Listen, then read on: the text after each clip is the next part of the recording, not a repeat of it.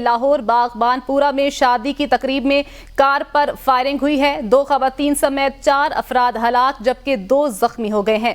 Police کے مطابق ملزم سلمان کی کرن سے 2 سال قبل طلاق ہو گئی تھی، جس کی پاداش میں انتہائی قدم اٹھایا۔ ملزم کی فائرنگ سے سابقہ بیوی کرن، 50 سالہ سسر محبوب، 20 سالہ سالی طیبہ اور سالہ عبداللہ ہلاک ہو گئے ہیں۔ فائرنگ سے زخمی ہونے والوں کو سروسز اسپتال منتقل کر دیا ہے۔ جہاں بحق فیملی فیصل آباد سے لاہور شادی میں شرکت کے لیے آئی تھی۔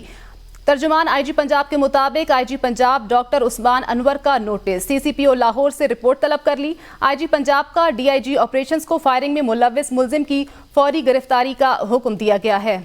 اسی حوالے سے ہمارے ساتھ موجود ہیں نمائندہ اے بی این نیوز نادر چودھری۔ جی نادر، مزید تفصیلات بتائیے گا۔ جی بالکل، باغبانپورہ کا علاقہ سلامت پورہ ہے، جہاں آخری منٹ سٹاپ کے قریب جو ہے وہ یہ فائرنگ کا واقعہ پیش آیا ہے، جہاں پر ایک ملزم جو سلمان ہے اس نے ایک گاڑی کے اوپر فائرنگ کی، جس میں اس کی سابقہ بیوی کرن اور اس کا سسر سالہ اور سالی جو ہے وہ سوار تھے۔